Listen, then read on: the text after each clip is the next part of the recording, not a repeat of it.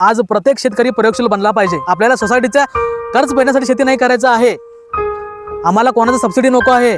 शेती करत असताना आपल्याला एक दर आणि द्विदर या पद्धतीने शेती केलं पाहिजे, कारण हे परस्पर एकमेकांना अनुकूल वातावरण तयार करतात। आपल्या ऑर्गॅनिक शेतीमध्ये आम्ही 5 प्रकारे उपचार शेताला देतो, म्हणजे पिकांना देतो।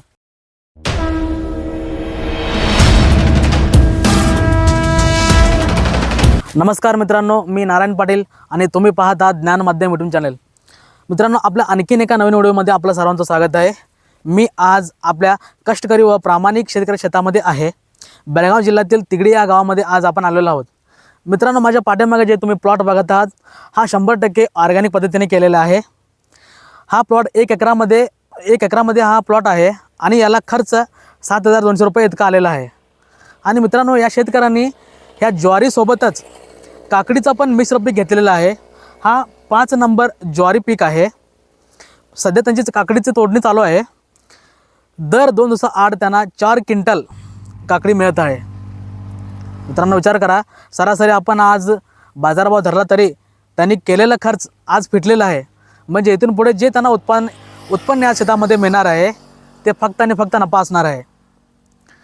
मित्रांनो, कुठलीही शेती करताना आपण पहिल्यांदा विचार केला पाहिजे नफा व खर्च ह्याचा आपण पहिला विचार केला पाहिजे। त्याचबरोबर आपण जी शेती करत आहोत त्या शेतीमुळे आपल्या जमिनीला आणि आपल्या मातीला कितपत फायदा होत आहे याचा पण विचार केला पाहिजे। मित्रांनो, आज आपण ज्या प्लॉटमध्ये आहे या प्लॉटमध्ये आपण शेती करत असताना त्यांना फक्त 7200 रुपये फवारणी आणि आपले भूरक्षकचा खर्च आलेला आहे। भूरक्षक 3000 लिटर त्यांनी विरजन करून सोडलेले आहेत आणि पिकांबूरची स्प्रे 3 वेळा घेतलेला आहेत। यामध्ये कुठले त्यांनी कीटनाशकाचा वापर केलेला नाही, कुठल्या रोगनाशकाचा वापर केलेला नाही, तरी आज देखील हा प्लॉट अतिशय छान अशा पद्धतीने आलेला आहे। मित्रांनो, ऑर्गॅनिक शेती करणं ही काळाची गरज आहे, कारण आपली जमिनीची अवस्था खूपच बिघडत चाललेली आहे। आपण जे पेस्टिसाइड खतांचा वापर करत आहे त्या खतामुळे जमिनीची सुपीकता कमी होत चाललेली आहे। त्यासाठी आपल्याला ऑर्गॅनिक शेती करणे गरजेचं आहे आणि ऑर्गॅनिक शेती करणं खूप सोपं पण आहे। 10-12 प्रकारचे प्रोडक्ट आणून दररोज शेतामध्ये राबत बसण्यापेक्षा फक्त 2च आयटमचा वापर करा आणि महिन्यामधून 3 दिवस काम करून आपण अतिशय छान अशा पद्धतीने आपण पीक घेऊ शकतो। कुठलीही शेती करत असताना मिश्र पीक जास्तीत जास्त घ्यायचा प्रयत्न करा, कारण त्याचे फायदे खूप आहेत। आणि मिश्र पीक घेताना एक दर आणि द्विदळ या पद्धतीनं पीक घ्या, कारण त्याचा नैसर्गिक पद्धतीने क्रियाकरण आणि अनुकूल वातावरण तयार होतो, शेतामध्ये अनुकूल वातावरण तयार होते एक दर आणि द्विदळ आपण पीक घेतल्यामुळे। तसेच बाजारामध्ये भाव देखील चांगला भेटतो। उदाहरण तुम्हाला सांगायचं झालं तर आता सध्या कांद्याचा सीझन चालू आहे, म्हणजे आता कांदा खूप मोठ्या प्रमाणात घेतला जातो। प्रत्येक शेतकरी 3-4 एकर कांदा एकदम अशा पेरणी करून टाकतो। त्यामुळे तुम्हाला न कळतपणे बाजारमध्ये कांद्याची उत्पन्न साठा वाढतो। त्यामुळे त्याचा नुकसान शेतकऱ्याला असं होतं की उत्पन्न जास्त वाढल्यामुळे, साठा जास्त वाढल्यामुळे रेट म्हणजे त्याची किंमती कमी होतात, त्यामुळे शेतकऱ्याला नुकसान होतं। त्यामुळे जर आपण मिश्र पीक घेतले, 4 एकर करण्याबदली आपण 2 एकर कांदा आणि 2 एकर दुसरं काहीतरी घेतलं, त्याच्यामध्येच घेतले, आपल्याला आपलं जे बाजारभाव आहे ते बॅलन्समध्ये राहील, म्हणजे समतोल राहील, कमी जास्त होणार नाही। त्यामुळे शेतकरी अडचणीमध्ये येणार नाही। शेती स्वतःसाठी करा, दुसऱ्यासाठी करू नका। आपण आज शेती करतो, आज प्रत्येक शेतकरी जे शेती करतो ते दलालासाठी किंवा दुसऱ्यासाठी करत आहे, स्वतःसाठी नाही करत आहे। हे समजून घ्या। पहिलं शेतकऱ्याला समजून घ्यायचं आहे की शेती आपण आपल्यासाठी स्वतःसाठी केलं पाहिजे। आपण आपल्या शेतीमालाला भाव ठरवला पाहिजे। त्यासाठी शेतामध्ये मिश्र पीक घेणं खूप गरजेचं आहे।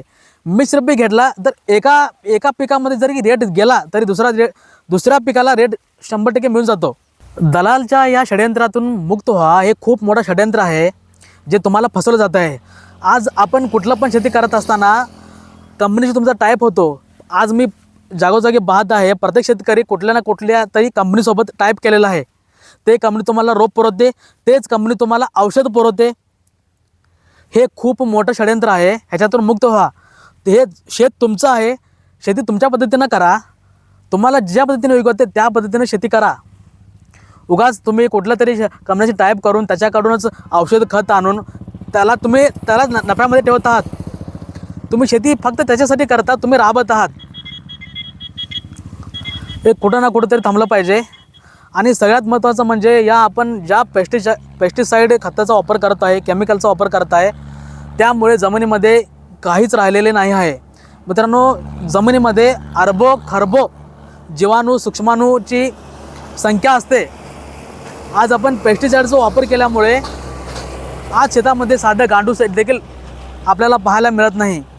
आज तुम्ही तुमच्या शेतातील मातीचं तुम्ही परीक्षण केला, त्याच्यामध्ये साधं एक पण जीवाणू सूक्ष्माणू बॅक्टेरिया दिसणार नाही. आणि ज्या जमिनीमध्ये सूक्ष्माणू जीवाणू बॅक्टेरिया नसतात ते जमीन शेतीयोग्य नसते. आणि आज आपण ज्या पेस्टिसाईडचा वापर करून, पेट्रोकेमिकलचा वापर करून, रासायनिक खताचा वापर करून शेती करत आहोत, त्या शेतीमध्ये आम्ही फक्त मातीचा शेती म्हणून वापर करतो आहे.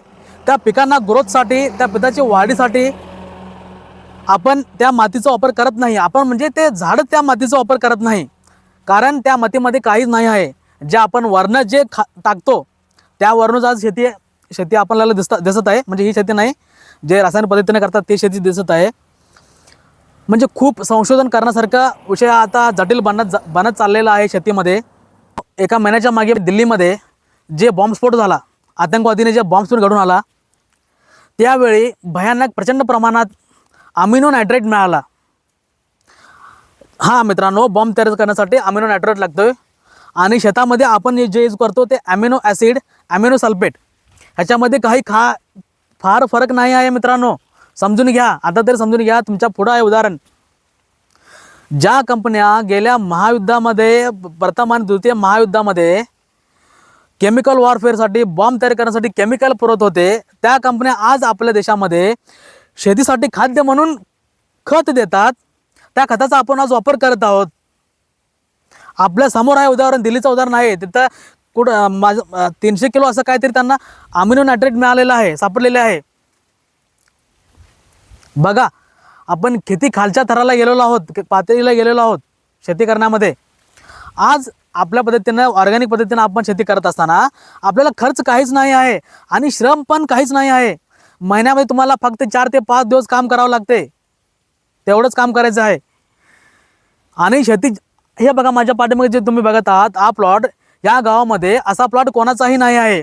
अशा पद्धतीने आज हा प्लॉट आलेला आहे. ह्याची तुम्ही ग्रोथ बघू बघता. बघा याची जरा, हे बघा दाणे बघा त्याचे कशा पद्धतीने आहेत. आणि जर तुम्ही मित्रांनो पानाची जर तुम्ही साईज बघणार असाल तर साईज तुम्ही बघू शकता. बघा कशा पद्धतीने साईज आलेला आहे. बघा मित्रांनो, हा पूर्णपणे ऑर्गॅनिक पद्धतीने केलेला आहे. 3000 लिटर विरजन आणि पिकामृतचे 3 स्प्रे, भूरक्षक आणि पिकामृत, या औषधाची तुम्ही आठवण ठेवा. भूरक्षक आणि पिकामृत हे पिकांसाठी जणू अमृतच आहे. ह्याच्या सेवनामुळे, पिकामृत आणि भूरक्षणच्या सेवनामुळे माती चांगलं होते, माती भुसभुशीत होतो, माती सुपीक होते. मातीमध्ये करोडो अरबो खरबो जीवाणू सूक्ष्माणू बॅक्टेरिया तयार होतात. त्यामुळे शेती सुपीक बनते, शेती चांगल्या पद्धतीने होते, शेती निरोगी होते. आपण कर्जमुक्त शेती करायचं असेल, आपल्याला सोसायटीच्या कर्ज फेडण्यासाठी शेती नाही करायचं आहे, आम्हाला कोणाचं सबसिडी नको आहे, आम्हाला आपल्या पद्धतीने शेती करायचं आहे, तेही कमी खर्चामध्ये. आणि कमी खर्चामध्ये शेती होते. ज्या देशांना शेती कशी करायची माहीत नाही, त्या देशामध्ये शेती करण्यायोग्य अनुकूल वातावरण नाही. 9 महिने ज्या देशाची जमीन बर्फाखाली झाकलेली असते, त्या देशातील कंपन्यांनी आम्हाला शेती कशी करायची शिकवलेत. ज्या शेतीचा वारसा, आपला वारसा आहे, जो जुना 5000 वर्षापूर्वीचा आपला शेतीचा वारसा आहे, त्या शेतीचा वारसा असणाऱ्या देशातील लोकांना काही क्वचित लोक शेती करायची शिकवत आहेत. हे खूप मोठं दुर्दैव आहे मित्रांनो. आपण ऑर्गॅनिक शेती करत असताना आपली शेतामधील चारी बाजूला आपण सकारात्मक ऊर्जा कशी तयार होतो याचा अभ्यास केला पाहिजे. त्या पद्धतीने आपण काम केलं पाहिजे. शेड्यूल नीट पाळले गेले पाहिजे. मित्रांनो, आज ऑर्गॅनिकच्या नावाखाली खूप साऱ्या कंपन्या मार्केटमध्ये येत आहेत.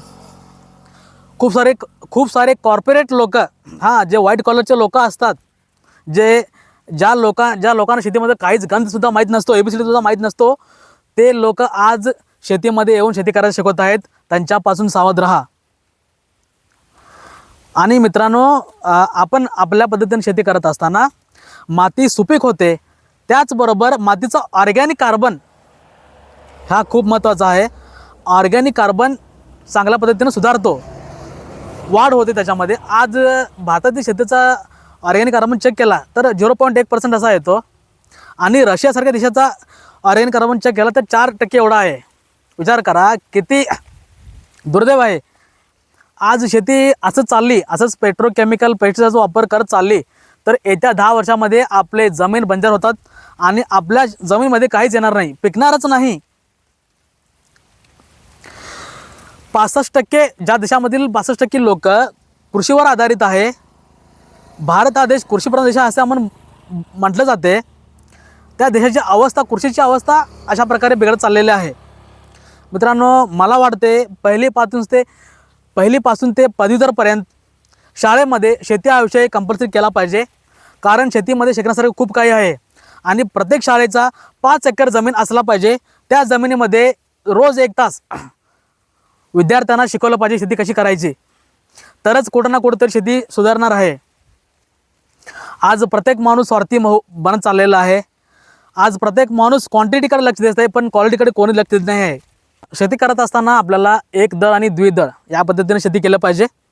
कारण हे परस्पर एकमेकांना अनुकूल वातावरण तयार करतात जमिनीमध्ये आणि वातावरणामध्ये.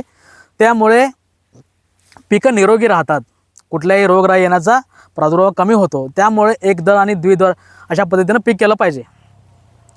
आणि तसेच आपण शेती करत असताना आपल्या शेतामध्ये पक्षी यायला पाहिजेत, ह्याची देखील आपण काळजी घेतलं पाहिजे.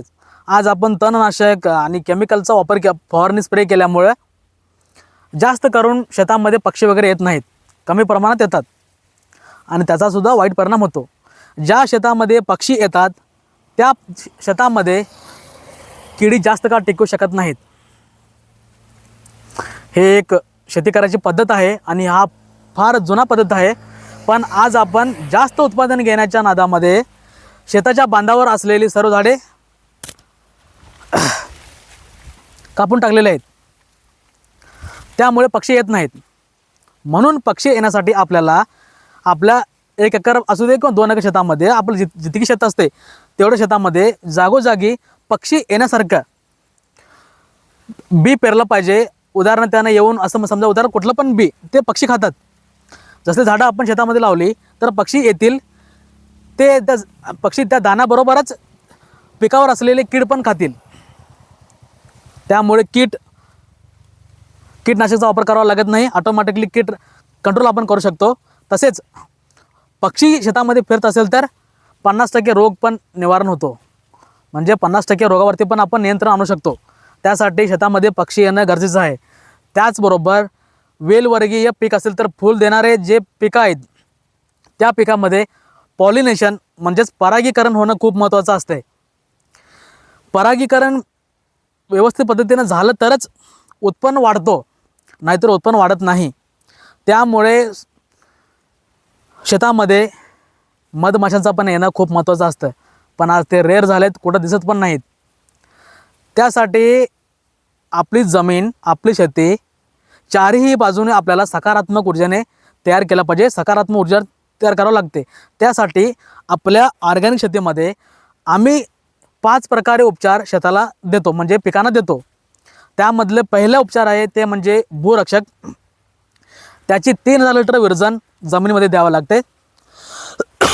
आणि तसेच दुसरा उपचार म्हणजे पिकामृतचा स्प्रे, ते आपल्या पिकावरती घ्यावा लागतो. हे झाले 2, ह्याला पैसे लागतात. पण बाकीचे जे 3 उपचार आहेत त्याला काही पैसा लागत नाही, ते फ्रीमध्ये आहे. ते तुम्ही आरामात घरी बसून ते करू शकता. पहिला उपचार आहे पाणी स्प्रे. पाणी स्प्रे करण्यामागचं कारण खूप मोठं आहे. ते म्हणजे आपल्या हवेमध्ये 78% नायट्रोजन आहे, पण त्याचा व्यवस्थित कंझ्युम पीक करू शकत नाहीत, कारण ऑर्गॅनिक कार्बन कमी असल्यामुळे. जर आम्ही आठवड्यातून एकदा पाण्याची स्प्रे व्यवस्थित घेतलं तर हवेमधील असलेले नायट्रोजन पाण्याच्या दबावामुळे सहज पिकावरती जाऊन पासतो आणि पीक त्या नायट्रोजनला खेचून आपला आहार बनवू शकतो. त्यासाठी पाणी स्प्रे करणं योग्य आहे. आणि स्प्रे आठवड्यातून 2 वेळा तरी करावं. त्याला का पैसे लागत नाही, फ्रीमध्ये असते. हे झालं पहिला. आणि दुसरा म्हणजे माती स्प्रे. माती स्प्रे हा दर 21 दिवसामध्ये एकदा घेतलाच पाहिजे. माती स्प्रेने पण दोन तीन फायदे आहेत. पहिला म्हणजे किडीवर नियंत्रण आणता येतो. दुसरा म्हणजे ज्या माती आपण आणणार त्या मातीमध्ये सूक्ष्माणू जीवाणू असल्यामुळे ते पण शेतीला जमिनीला खूप महत्त्वाचा फायदा होतो. आणि तिसरा महत्त्वाचा उपचार म्हणजे मातीच ड्रिंचिंग. तुम्ही हा उपचार पहिल्यांदा ऐकत असणार. माती ड्रिंचिंग पण खूप महत्त्वाचं आहे. ह्याचा मी एक वेगळा सेपरेट व्हिडिओ बनवेन आणि हे खूप महत्त्वाचा व्हिडिओ आहे. प्रत्येक शेतकऱ्याला ऐकण्यासारखं, बघण्यासारखं आणि प्रयोग करण्यासारखं आहे. आज प्रत्येक शेतकरी प्रयोगशील बनला पाहिजे. मित्रांनो, माती स्प्रे, पाणी स्प्रे, माती ड्रिंचिंग, त्याचबरोबर भूरक्षक पिकामृत. भूरक्षक आणि पिकामृतच्या वापरामुळं आज प्रत्येक शेतकऱ्याच्या उत्पन्नामध्ये दीड पटने आणि डबल पटने वाढ झालेली आहे, तेही कमी खर्चामध्ये.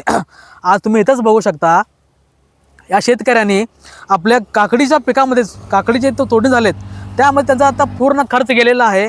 जे आता त्यांना एकरामध्ये मिळणार आहे ते निव्वळ फायदा असणार आहे. त्यांनी गेल्या वर्षी याच प्लॉटमध्ये हाच पीक घेतला होता, पण तेव्हा त्यांनी रासायनिक पद्धतीने केले होते. तेव्हा त्यांना कीटनाशक, रोगनाशक आणि 2-3 वेळा खत टाकावा लागलेला होता. विचार करा किती काम लागलं असेल. पण ह्या वेळेला आपण आमच्या पद्धतीने करत असताना किडी तर पहिल्यांदा आलेच नाही, रोग पण आलाच नाही आणि झाडे पण एकदम सदृढ. बघा, तुम्ही बघू शकता कशा पद्धतीने झाडे आहेत. असा प्लॉट या गावामध्ये तर कुठं बघायला मिळत नाही, हे स्वतः शेतकरीसुद्धा म्हणत आहेत.